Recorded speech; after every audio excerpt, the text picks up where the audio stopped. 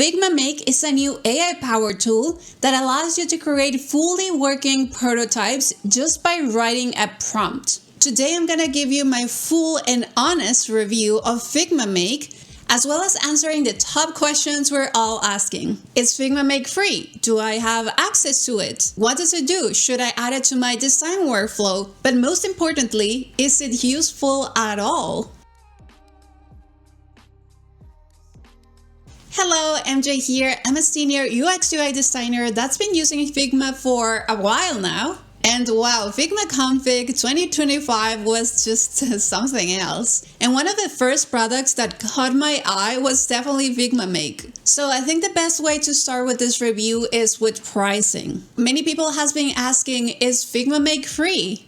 And I wish it was, especially right now that it's still in the beta period and we are all still trying to figure it out. But this is good news and bad news. If you already have a full seat or any other paid plan, you can use Figma Make right now. But unfortunately, it's not available for free accounts. Now, if you're in a team or organization account and you don't see this option, this one over here, it's most likely because the admin has toggled the AI features off. Important note here, Figma has stated that the prices will change and the usage limits might change after the beta period, so just keep that in mind. Now let's start with the concept of Figma Make. What makes it different from the original Figma or Figma Design, which is what we're calling it right now? So think about how you do your traditional work in Figma. You manually put together your screens, use components and variants to simulate different states, like hover states or button changes, button toggles, and all of that. Then you build your clickable prototype.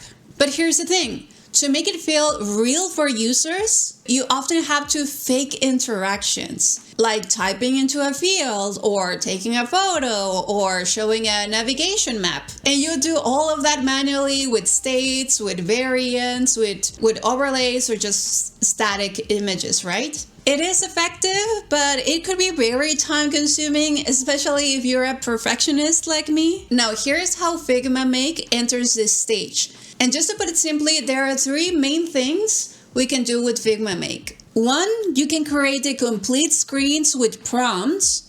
Two, you can use those screens to create a functional prototype. And three, you can use your own designs to create functional prototypes with prompts. And when I say functional prototype, I mean a prototype that actually works, that you can actually interact with. Because these are not static images anymore. Figma Make makes the code for you. So this is kind of like other prompt to code applications like Lovable, for example. Now, one great thing about these features is that you can save a lot of time because you don't need to do all of these things manually anymore. You can just prompt it and that's it. But, and I will be very honest here, it can also waste a lot of your time. Why? Because this is an AI tool. It's just a tool. It's not a designer. And it's a very imperfect tool as well. It will not replace the UX research, it will not replace your creativity as a UX designer, and it will definitely not replace your design thinking process. If you prompt, make me a fully functional mobile app to book gym classes, it will create a functional app to book gym classes, but will it be the next level piece of design that will give your users that wow moment? No. Will it solve all your users' pain points? No. It will pretty much just give you a basic, generic, and bland design that solves nothing. And actually, feel free to give a like if this video is helpful for you. And let me know in the comments if you still think this tool will replace UX UI designers, because at least until now, I don't think so. So, is Figma Make useful at all? I would say yes, it is. Right now, there are 3 use cases that I've tried and other designers have tried as well that seem to be working really well, at least at the moment. The first one is ideation. When you already did your research, you have a clear problem to solve and you're brainstorming ideas, Figma Make can be helpful. So if you're working on a mobile app to book gym classes, I can prompt something like design a modern, user-friendly screen to book workout classes for a mobile app called Fit Haven. And then obviously add more context. Let's just say use a sleek,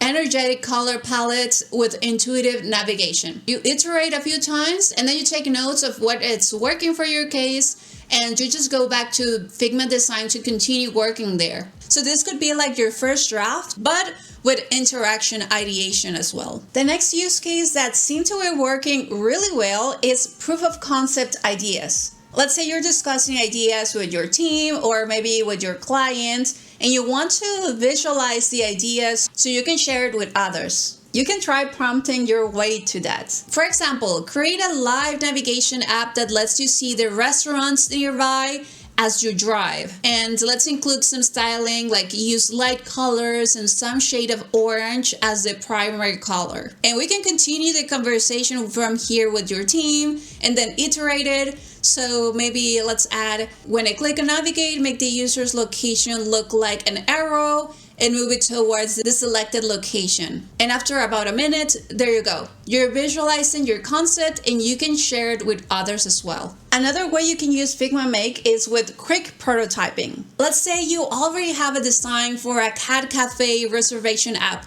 You can attach the design to Figma Make and prompt it to visualize interactions and animations. Let's say when a user clicks on a reservation card, open an overlay with more information about the reservation. And after a few seconds, just like that, you can quickly visualize interactions on your screens, and obviously you can keep prompting to make something different. And all of this looks awesome, but I will not recommend you to use it for final prototyping yet, or your final screens yet, because it could quickly become a headache and a total waste of time for you. And just to mention a few amazingly horrible things I have seen in this tool, and I hope they fix it soon.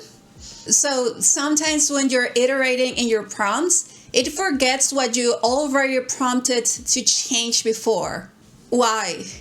There's a lot of really great AI models that remember everything. Why not Figma Make? I don't know.